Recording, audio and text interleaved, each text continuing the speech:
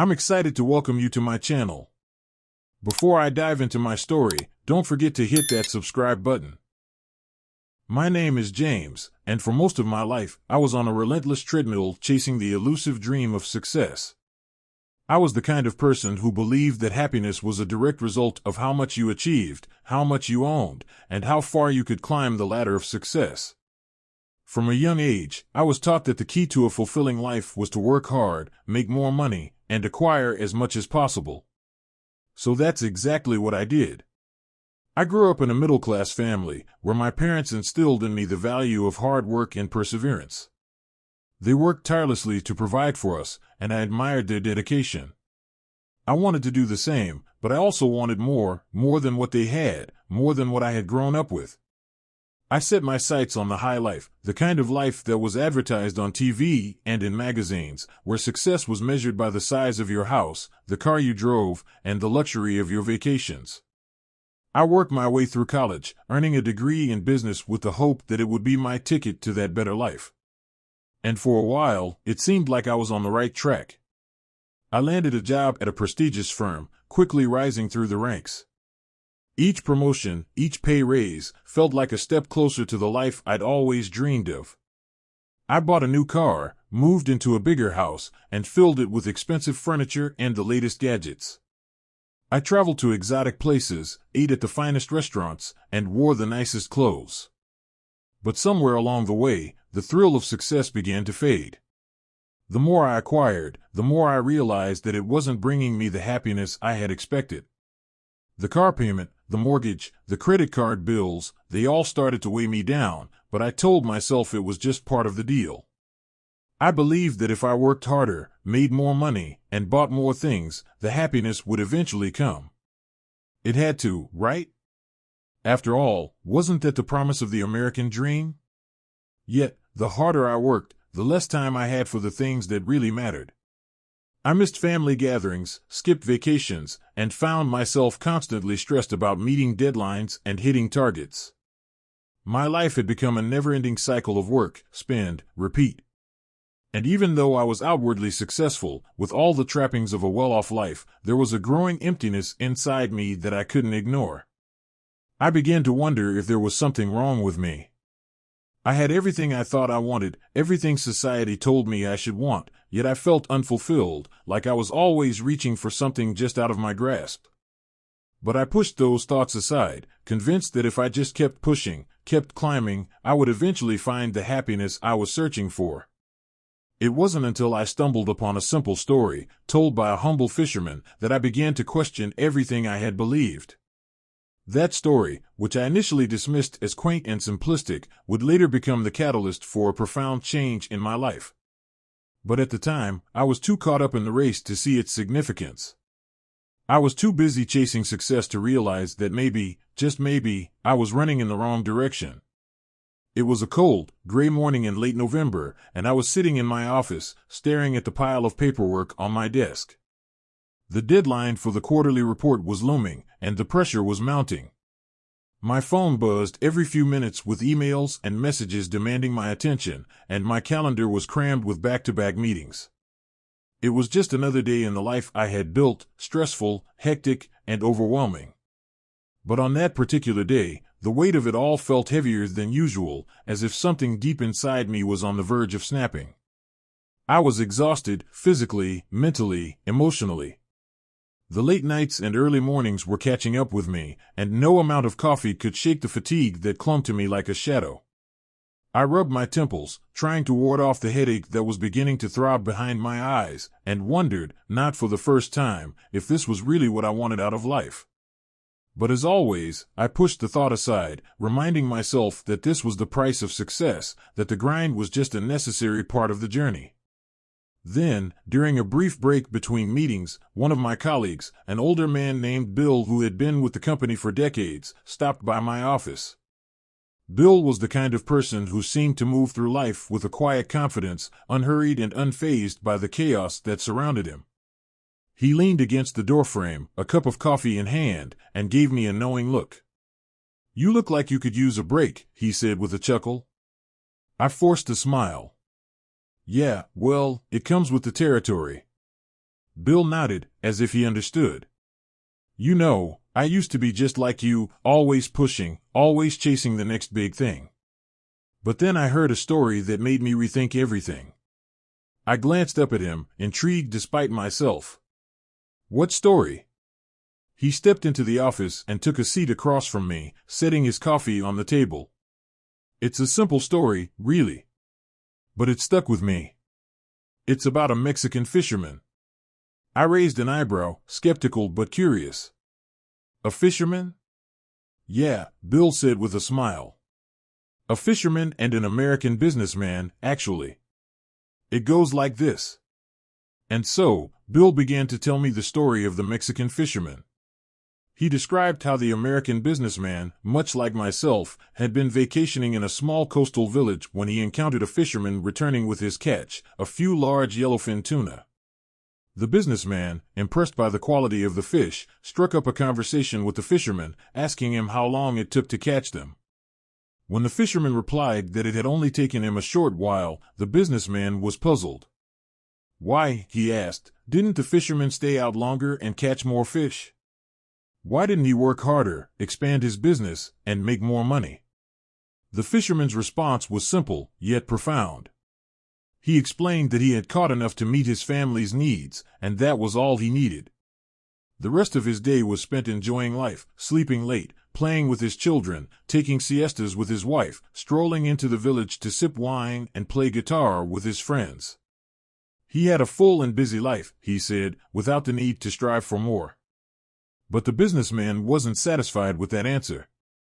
He laid out a grand plan for the fisherman's future, a plan that involved working harder, buying bigger boats, expanding into a fleet, and eventually becoming a wealthy, powerful man. The fisherman listened patiently, then asked a simple question, but what then? The businessman explained that after years of hard work, the fisherman could retire, move to a small village, and live the good life, sleeping late, fishing a little, playing with his kids, taking siestas with his wife, and enjoying evenings with his friends. Bill finished the story and looked at me, his eyes filled with a wisdom that only comes from experience. It's funny, isn't it? We spend our whole lives chasing something we think will make us happy, when maybe what we're chasing is already right in front of us. I sat there, stunned into silence. The story had struck a chord deep within me, resonating in a way I hadn't expected. It was so simple, so obvious, and yet it was something I had never really considered. Here I was, caught in the relentless pursuit of success, working harder and harder to achieve a future that, in essence, was no different from the life I could be living right now, if I only chose to. A seed of doubt was planted in that moment, a doubt about the path I was on, about the sacrifices I was making, and about the true cost of the success I was chasing. I thanked Bill for sharing the story, but as he left my office, I found myself unable to shake the fisherman's words from my mind. What then? That simple question echoed through my thoughts for the rest of the day, and long into the night. I realized that I had been so focused on the destination that I had lost sight of the journey, of what truly mattered. And for the first time, I began to wonder if there was a different way to live, a way that didn't involve running myself into the ground for the promise of a better tomorrow. That story, told in the midst of a particularly stressful period in my life, became the catalyst for a change I never saw coming. It was the moment when I began to question everything I had believed about success, happiness, and what it really meant to live a fulfilling life. And it was the beginning of a journey that would take me far beyond the confines of my office and into a life I had never imagined was possible. The sun was just beginning to rise over the horizon, casting a warm, golden light across the water as I made my way down to the pier. The air was cool and crisp, carrying the faint scent of salt and the earthy aroma of the sea. In the distance, I could hear the gentle lapping of waves against the shore and the occasional cry of a seagull overhead. It was early, and the small coastal Mexican village was just starting to stir to life, the sounds of the morning blending into a peaceful symphony. The village was nestled between the rolling hills and the vast expanse of the ocean, a picture-perfect postcard of simplicity and serenity. Colorful houses with terracotta roofs lined the narrow, cobblestone streets, and vibrant flowers spilled out of window boxes, adding splashes of red, orange, and pink to the scene. The pier, made of weathered wood that had seen countless sunrises and storms, jutted out into the water like a hand reaching toward the horizon. I had come to this village for a much-needed break from the high-stakes world of investment banking. After years of relentless work in New York, I was exhausted and burned out. This little village was meant to be a place where I could recharge, take a step back, and clear my mind before diving back into the whirlwind of deals and deadlines. But as I stood there on the pier, looking out over the calm, turquoise waters, I couldn't shake the feeling that there was something more to this place, something that resonated deep within me. It was then that I noticed a small boat approaching the pier. It was a modest vessel, nothing like the sleek, high-powered boats I was used to seeing back home. The boat's paint was chipped and faded, its wooden hull creaking softly as it rocked gently on the waves. But what caught my eye were the fish, several large, gleaming yellowfin tuna, their silvery scales glistening in the morning light. They were some of the finest specimens I had ever seen, and I couldn't help but be impressed by the fisherman's skill. The boat drew closer, and I could see the fisherman himself, a middle-aged man with weathered skin and a wide-brimmed hat that shaded his face from the sun. His clothes were simple and practical, an old, worn shirt and a pair of faded trousers, both stained with the evidence of his trade. Despite his humble appearance, there was a quiet confidence in the way he handled the boat, a certain ease that spoke of years spent on the water. As the boat docked, I approached him, eager to learn more about his catch. "Buenos dias," I greeted him with a smile. "Those are some impressive tuna you've got there." The fisherman looked up at me and returned the smile, his eyes crinkling at the corners. "Buenos dias, senor," he replied, his voice warm and friendly. "Thank you." I glanced at the fish, admiring their size and quality. "How long did it take you to catch them?" I asked, genuinely curious. The fisherman shrugged casually. "Only a little while," he said, as if it were the most natural thing in the world. I raised an eyebrow, surprised by his answer. "Only a little while? But these are some of the best fish I've seen. Why didn't you stay out longer and catch more?" The fisherman chuckled softly and began tying his boat to the pier with a practiced hand. "I have enough to support my family's immediate needs," he explained, his tone matter-of-fact. His words caught me off guard. Enough? That was a concept I hadn't thought about in years. In my world, enough was never enough. There was always more to achieve, more to earn, more to acquire. But here was this man, content with just what he needed, with no desire to push for more. It was a mindset that was completely foreign to me. "But what do you do with the rest of your time?" I asked, genuinely puzzled by his apparent lack of ambition. The fisherman finished securing his boat and turned to me with a serene smile. "I sleep late, fish a little, play with my children, take siestas with my wife, Maria, and stroll into the village each evening where I sip wine and play guitar with my amigos. I have a full and busy life." His answer left me speechless. There was no trace of regret or longing in his voice, just contentment. I looked at him, standing there in his simple clothes, the gentle breeze ruffling his hair, and I couldn't help but feel a pang of envy. He had something I didn't, something that all my success and wealth hadn't given me. He had balance, peace, and an unshakable sense of satisfaction with his life. But even then, I couldn't fully grasp it. My mind was too entrenched in the idea of success as a constant pursuit, a never-ending climb. I couldn't understand how anyone could be satisfied with so little when there was so much more to be had. And so, in my well-meaning but misguided way, I decided to share my wisdom with him, to show him how he could turn his small, simple life into something much bigger and, in my mind, much better. I was sure that once he saw the possibilities, he would jump at the chance to expand his horizons, to achieve something greater. Little did I know, I was about to receive a lesson that would change my life forever. I stood there on the pier, my mind racing as I tried to wrap my head around the fisherman's response. The idea that someone could be so content with so little was foreign to me, almost baffling. In my world, success was measured by how much you could achieve, how far you could push yourself, and how much you could accumulate. Yet here was this man, living in a small village with just a modest boat and a handful of fish, talking about a full and busy life as if it were the most natural thing in the world. But surely you could do more, I said, trying to probe further. You're clearly a skilled fisherman. If you stayed out longer, you could catch more fish, sell them, and make more money. Why not use that to improve your life? The fisherman looked at me with a kind, patient expression, as if he had heard this kind of reasoning before.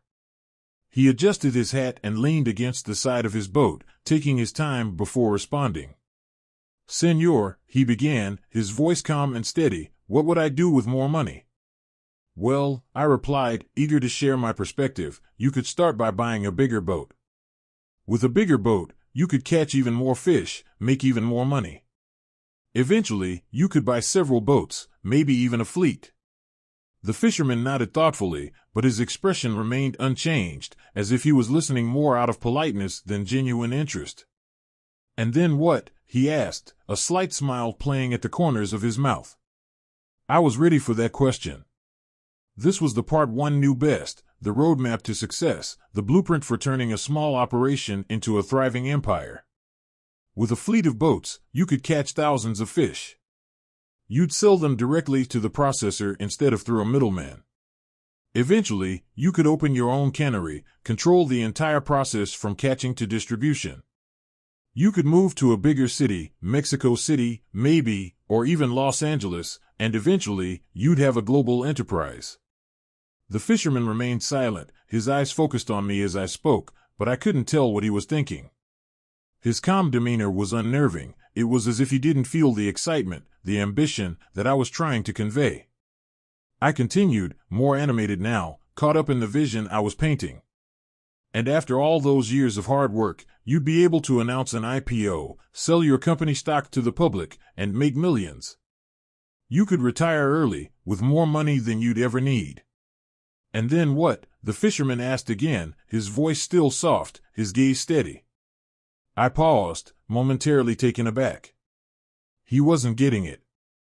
I had laid out the entire plan, a plan that would take him from a small-time fisherman to a wealthy, powerful businessman. Why wasn't he more excited? Why wasn't he jumping at the opportunity to change his life? "Well," I said, trying to regain my enthusiasm, "then you could finally retire. You could move to a small, peaceful coastal village, just like this one. You'd have all the time in the world to sleep late, fish a little, play with your children, take siestas with your wife, and spend your evenings strolling through the village, sipping wine, and playing guitar with your friends."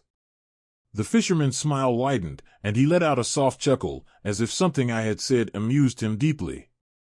"But, senor," he said gently, "isn't that what I'm already doing?" His words hit me like a ton of bricks. I opened my mouth to respond, but nothing came out. I was stunned, speechless. In a single sentence, he had unraveled everything I thought I knew about success and happiness. He was already living the life I had just described as the ultimate reward, the life I had imagined one could only achieve after decades of hard work and sacrifice. For years, I had been running on a treadmill, chasing after a dream that seemed just out of reach, believing that the harder I worked, the closer I'd get to the life I wanted. But here was this man, content and at peace, living that very life without any of the stress, the pressure, or the endless striving. As I stood there, staring at him in disbelief, the fisherman's words continued to echo in my mind. He didn't need more money, more things, or a bigger empire to be happy. He had found contentment in the simplicity of his daily routine, in the joy of spending time with his family, in the camaraderie of his friends, and in the beauty of the world around him. He wasn't driven by the need to achieve more or prove himself to anyone. He was already fulfilled. It was a concept so foreign to me that I struggled to process it. How could someone be satisfied with just enough? How could they find happiness in something so small, so seemingly insignificant? The fisherman must have seen the confusion on my face, because he gave me another warm, understanding smile. "Senor, sometimes we chase after things we think will make us happy, only to find out that what we really wanted was right in front of us all along." His words lingered in the air between us, and I felt something shift inside me. For the first time in my life, I began to question everything I had believed about success and happiness. I had always thought that more was better, that the path to fulfillment was paved with hard work, ambition, and relentless striving. But standing there on that pier, with the gentle morning breeze brushing against my skin and the peaceful sound of the ocean in my ears, I couldn't help but wonder if maybe, just maybe, I had been wrong all along. Maybe there was another way to live, a way that didn't involve constantly chasing after something more, but rather finding contentment in what I already had. And maybe the life I had always dreamed of was not something I needed to work toward for decades, but something I could choose to embrace right now.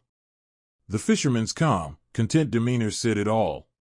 He had found a way to live that was true to himself, a life of simplicity, balance, and joy. And in that moment, I realized that this humble fisherman had something that all my wealth, all my success, had never given me: peace. As I walked away from the pier that day, my mind was a whirlwind of thoughts and emotions. I didn't know it then, but that conversation would be the catalyst for a profound transformation in my life, a journey toward discovering what it really meant to live fully, to be more with less. The seed had been planted, and it would only grow stronger with time, ultimately leading me to a life I had never imagined possible. As I stood on the pier, still grappling with the simplicity of the fisherman's life, a wave of excitement washed over me. I saw potential in this man, untapped, limitless potential. To me, his contentment seemed like a small, comfortable box that he had confined himself to, unaware of the vast world of opportunities that lay just beyond his reach. I couldn't help but feel that if he only knew what was possible, he'd want more, strive for more, and ultimately achieve greatness. I took a step closer, my mind already racing with ideas. "Listen," I said, my voice filled with enthusiasm, "you're clearly a talented fisherman. You've got a good thing going here, but have you ever thought about what you could accomplish if you expanded your operation?" The fisherman looked at me with a curious expression, but he didn't interrupt, so I continued. "Imagine this," I said, my words coming faster as my vision for his future took shape. "Right now, you go out each day with this small boat, and you catch enough fish to meet your family's needs. But what if you invested a little more time and effort into catching more fish? With the proceeds from selling those extra fish, you could buy a bigger boat. A boat that could hold twice, maybe 3 times as many fish as this one." The fisherman listened patiently, nodding slightly, though I couldn't tell if he was truly interested or just being polite. "With a bigger boat," I pressed on, "you'd be able to catch even more fish, significantly increasing your profits. And with those profits, you could buy a second boat. Then a third. Eventually, you could own an entire fleet of fishing boats, all bringing in large hauls of fish every day." I could see the picture clearly in my mind, this small operation transforming into a thriving business, a real enterprise. The fisherman's humble beginnings would be just the start, the foundation upon which he would build something truly remarkable. "And that's just the beginning," I said, my excitement growing. "With a fleet of boats, you'd have more fish than you'd know what to do with. You could stop selling your catch to the local middlemen. Instead, you could sell directly to the processors, cutting out the middleman entirely and pocketing more of the profits yourself." I paused for a moment, letting the idea sink in before continuing. "But why stop there? With your own processing facility, you'd control the entire supply chain. You could start your own cannery, processing and packaging the fish right here in the village. You could brand your product, market it to consumers across Mexico, maybe even internationally." The fisherman remained quiet, his expression unreadable, but I pressed on, undeterred. "Eventually, you'd have a full-scale operation, fishing boats, processing plants, distribution networks. You'd be the one controlling everything, from the moment the fish are caught to the moment they're sold in stores. You'd be running a major enterprise, and your name would be synonymous with quality seafood." I could barely contain my excitement as I laid out the final step of the plan, the grand finale that tied it all together. "And after years of hard work, when your business is thriving and your profits are through the roof, you could take the company public. You'd announce an IPO, sell shares in the company to the public, and make millions. You'd be rich beyond your wildest dreams. I paused, letting the enormity of my vision sink in. I could see it all so clearly, his rise from a simple fisherman to the head of a seafood empire. The wealth, the power, the prestige, it was all within his grasp, if only he had the ambition to reach for it. And the best part? I said, leaning in slightly as if sharing a great secret. Once you've made your millions, you could retire early. You'd have enough money to live comfortably for the rest of your life. You could leave behind all the stress and hard work and move to a quiet, beautiful coastal village, just like this one. I smiled, imagining the life he could have. You'd have all the time in the world to sleep late, fish a little, play with your kids, take siestas with your wife, and enjoy the evenings with your friends, sipping wine and playing guitar, just like you do now. But you'd be doing it all as a wealthy man, without a care in the world. I stepped back, waiting for the fisherman's reaction. I expected to see excitement in his eyes, to hear a tone of eager curiosity in his voice. After all, I had just laid out a plan that would take him from a modest life to unimaginable wealth and success. I was sure he'd be intrigued, if not thrilled, by the possibilities. But instead, the fisherman simply looked at me, his expression calm and thoughtful. There was no spark of ambition in his eyes, no sign of eagerness to chase after the vision I had painted for him. Instead, he gave me that same serene smile, the one that seemed to say he knew something I didn't. It was then that he asked the question that would change everything. But, Senor, how long would this all take?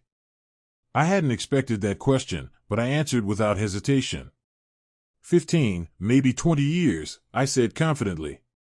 With hard work and determination, you could achieve all of this in that time. The fisherman nodded slowly, taking in my words. And what then? His question caught me off guard. I had been so focused on the process, on the steps to achieve success, that I hadn't really considered what came after. But I repeated what I had said earlier, believing it to be the ultimate reward. Then you would retire, move to a small coastal village, and live a peaceful, happy life. You'd have everything you've ever wanted. The fisherman chuckled softly, a sound that was both warm and wise. But Senor, he said gently, isn't that what I'm already doing? His words landed like a stone in my chest, heavy and profound. It was as if the entire structure of my vision for him, and perhaps even for myself, had been built on sand. He didn't need to spend 20 years building an empire to achieve happiness. He already had everything he needed, right here, right now. The life I was offering him was no different from the life he was already living, only he didn't have to wait decades to enjoy it. In that moment, I realized that all the wealth, all the success, all the things I had been striving for might not actually bring me the happiness I had imagined. The fisherman's life was simple, but it was full. It was rich in ways that had nothing to do with money or power. And as I stood there, trying to make sense of it all, I couldn't help but wonder if maybe, just maybe, he had it right all along. As I laid out my ambitious plan, my words painted a picture of success that I thought any man would jump at the chance to achieve. I could almost see the future I envisioned for the fisherman, the fleet of boats, the bustling cannery, the wealth and prestige that would follow. It seemed so clear, so obvious to me that this was the path to a better life. But the fisherman remained calm, his expression thoughtful as he listened to me with polite interest. When I finally finished, stepping back with a satisfied smile, I expected him to share in my enthusiasm, to ask more questions about how he could start on this journey to greatness. Instead, he looked at me with those steady, knowing eyes and asked a simple question that stopped me in my tracks. But what then? The question was so straightforward, so unassuming, that it caught me completely off guard. I blinked, momentarily thrown by the simplicity of it. What do you mean? I asked, genuinely confused. The fisherman didn't waver. You say I could buy more boats, catch more fish, make more money, he began, repeating the steps of my plan as if to show he understood perfectly. And after many years, I could retire with millions and move to a small village to live peacefully. But what then? His tone was calm, almost gentle, but his words carried a weight that I hadn't anticipated. It was as if he was asking me to look beyond the horizon of success I had drawn for him, to consider what lay on the other side of all the hard work, the ambition, and the pursuit of wealth. I hesitated, unsure of how to respond. "Well, then you'd be able to enjoy your life," I said slowly, repeating the conclusion I had already offered. "You'd have everything you could ever want. You could spend your days doing exactly what you're doing now, but with the security and comfort that comes from being rich." The fisherman nodded, his smile never fading. "But I already have that," he said simply. His words were like a key turning in a lock, opening a door to a room I hadn't realized was there. He wasn't challenging my plan itself, he was challenging the very assumptions that underpinned it. The idea that success was something to be achieved in the future, that fulfillment was a reward waiting at the end of a long journey, was something I had always taken for granted. But the fisherman saw it differently. "You see, senor," he continued, his voice as calm and steady as the waves lapping at the pier, "I have what I need. My life is simple, but it is full. I have time to enjoy my days, to be with my family, to laugh with my friends. I am not wealthy, but I am rich in other ways, in time, in love, in peace. What more could I want?" His words resonated with a truth I had never considered. All my life, I had believed that happiness was something to be earned, something that came after years of hard work, sacrifice, and struggle. But here was this man, living a life that most people would consider modest at best, and yet he spoke of his days with a contentment that was rare, even among the wealthiest people I knew. But what about ambition? I found myself asking, grasping for something to hold on to. Don't you want more? Don't you want to achieve something greater? The fisherman's smile widened, and he shook his head gently. Ambition is not a bad thing, senor. But I have found that sometimes, in the pursuit of more, we lose sight of what we already have.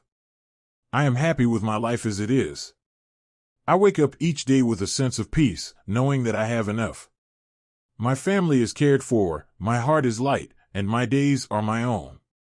That, to me, is success. His words cut through the noise of everything I thought I knew.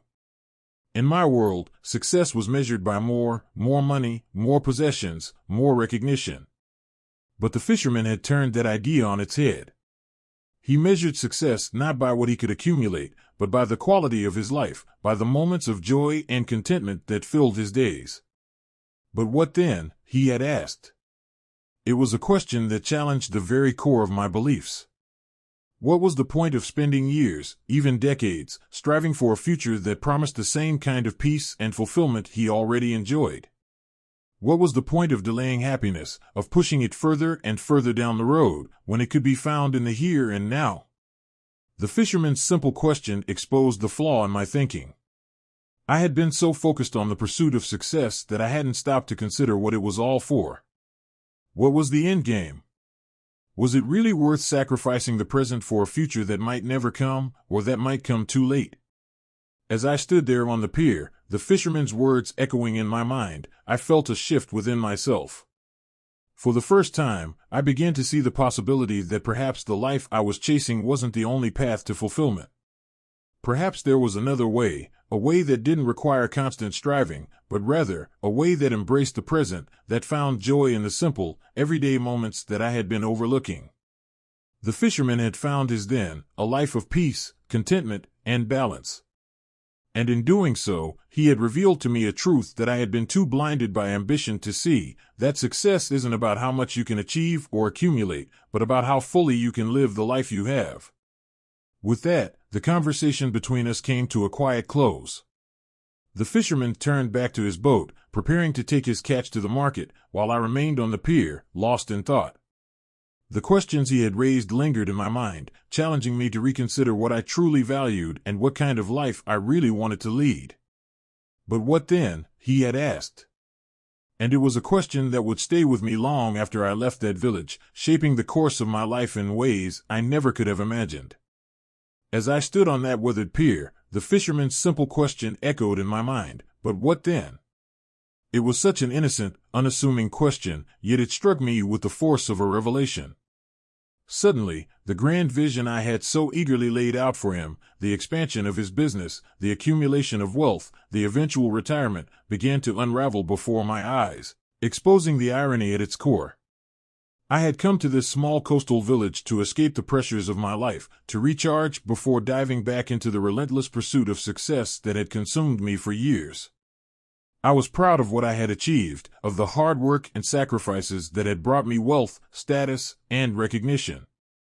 But here, in this tranquil place, far removed from the hustle and bustle of New York, I was faced with a truth that I had never considered. The very life I was striving to create was the life this fisherman was already living. The irony was so profound that it was almost laughable.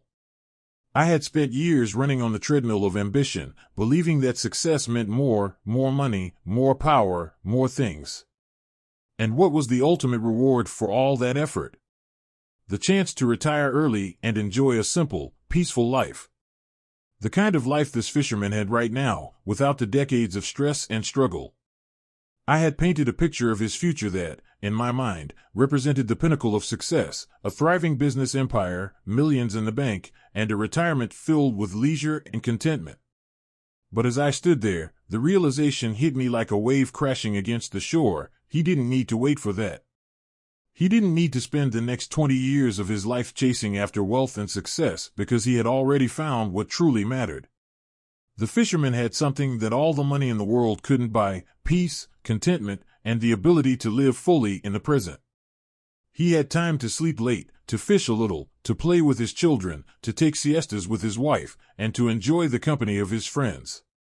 He didn't need to prove anything to anyone, didn't need to climb any ladders or chase after any distant dreams. He was already living the dream, right here, right now. As I processed this, I felt a mix of emotions: astonishment, humility, and a deep sense of clarity. The fisherman's life was not one of deprivation or limitation. It was a life of abundance, but in ways I had never truly valued. His wealth was measured in time, in relationships, and the freedom to enjoy the simple pleasures of life. And the greatest irony of all was that, in my pursuit of more, I had lost sight of what I was really after: the ability to live a life that was meaningful, balanced, and fulfilling. This moment was a wake-up call, a stark realization that my entire approach to life had been built on a flawed premise. I had been so focused on the destination, on the idea that happiness was something to be achieved in the future, that I had overlooked the journey, the present moment, and the simple joys that were already within my reach. The fisherman's question, "But what then?" forced me to confront the reality that my end goal, the peaceful retirement I envisioned, was not a reward waiting at the finish line. It was something that could be lived right now, if only I chose to see it that way.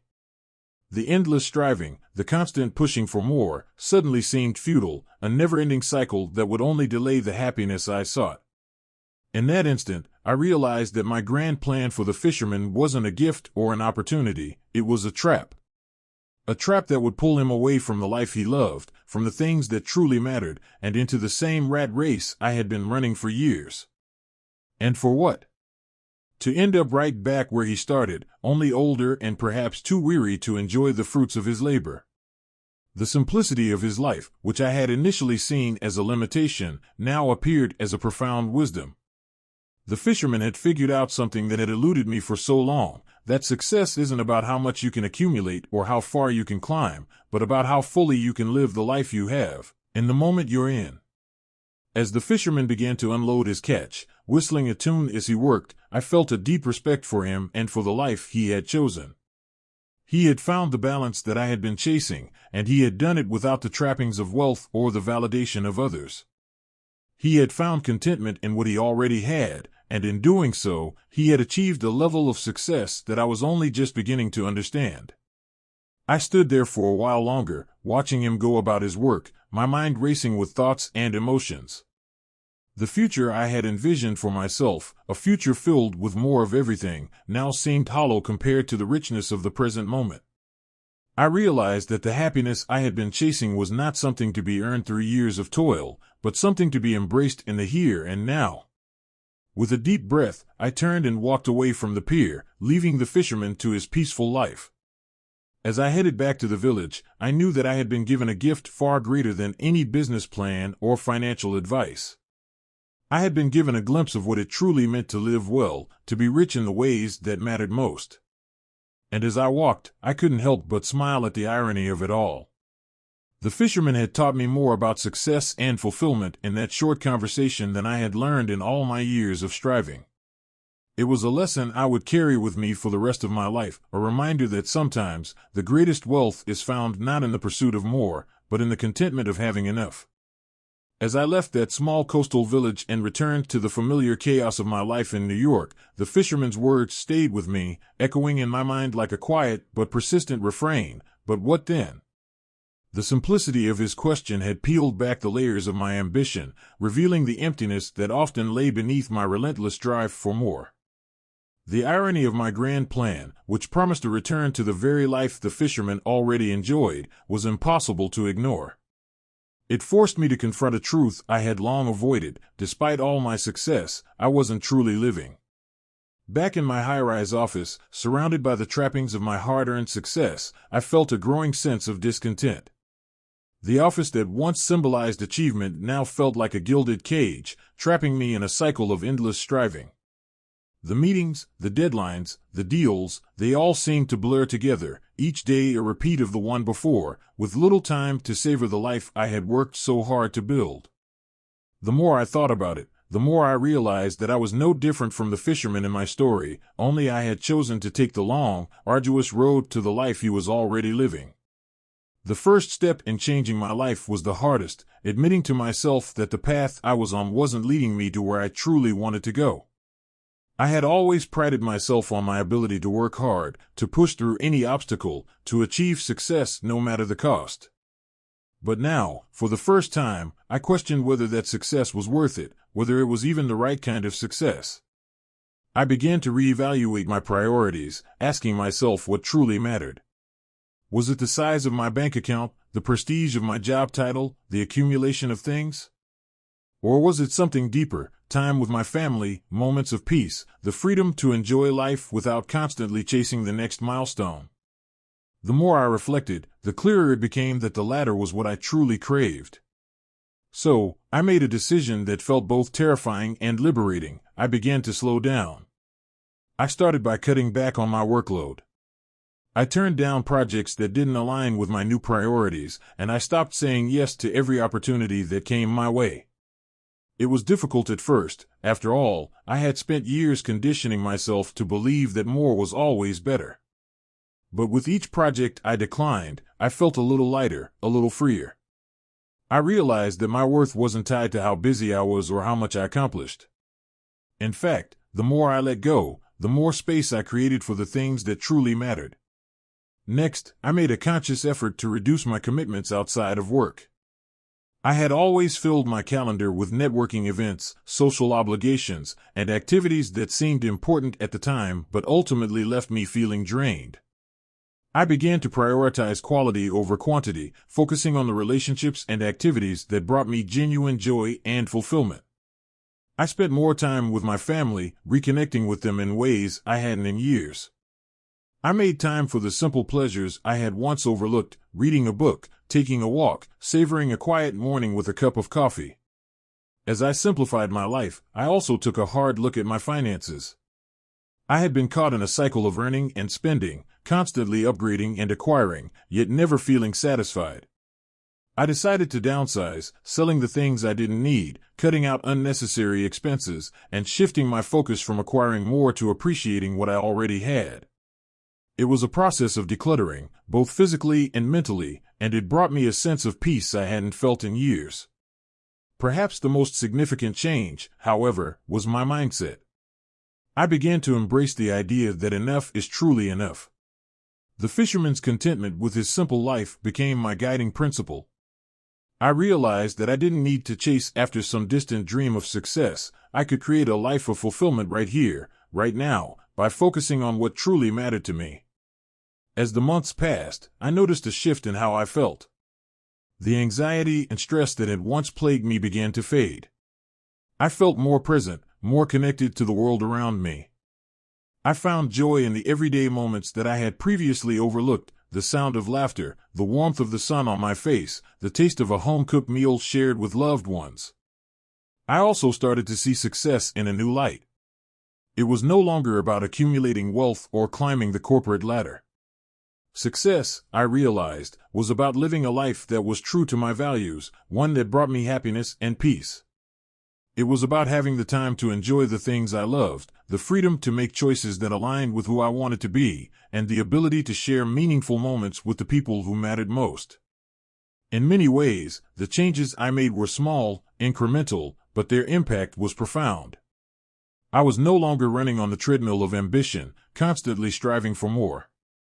Instead, I was living in the moment, appreciating the life I had, and finding contentment in the simplicity of it all. The story of the Mexican fisherman had been a catalyst for this transformation, a reminder that the life I had always wanted wasn't something I had to wait for, it was something I could create right now. The fisherman's question, "But what then?" had opened my eyes to a truth I had been too busy to see, that happiness isn't something to be chased after, it's something to be embraced in the here and now. And so, as I continued on this new path, I carried the fisherman's lesson with me, using it as a compass to guide my decisions and keep me grounded. I was no longer caught up in the relentless pursuit of success. Instead, I was focused on living a life that was rich in time, love, and peace, a life that, like the fisherman's, was full and fulfilling in its simplicity. The lesson from the Mexican fisherman had been a turning point, a quiet but powerful shift that began to ripple through every aspect of my life.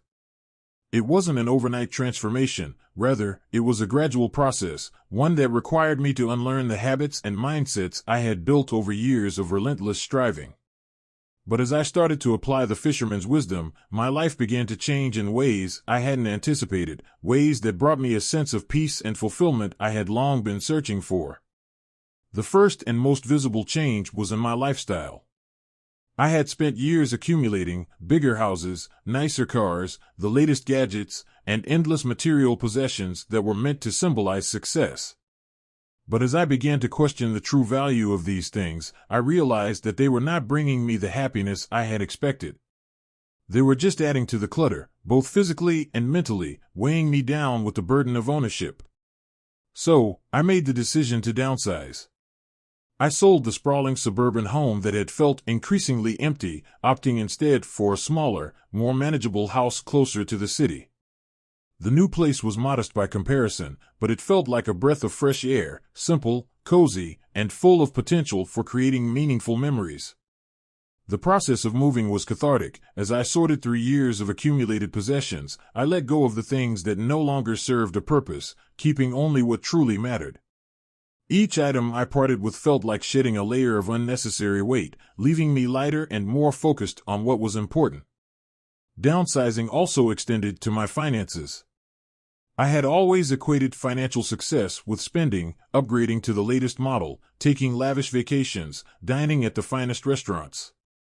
But as I embraced the idea of enough, I began to see money differently, not as a means to acquire more, but as a tool to support the life I wanted to live. I started budgeting more mindfully, cutting out frivolous expenses and redirecting my resources toward experiences that brought real joy. I paid off lingering debts and built a financial cushion that gave me the freedom to make choices based on my values, not out of necessity or obligation. The impact of these changes went far beyond material possessions. With less to manage and maintain, I found myself with more time that I could now devote to the people I cared about. I had always believed that my work was providing for my family, but in truth, it had kept me away from them. Now, I made a conscious effort to prioritize my family, to be present in their lives in ways I hadn't been before. I started spending more time with my wife and children, engaging in activities that were simple yet deeply fulfilling. We began to eat dinner together every night, a ritual that had often been disrupted by late nights at the office or business trips. We would cook meals together, savoring the process as much as the food itself. The conversations we shared around the table became a source of connection, a way to catch up on each other's lives and strengthen our bonds.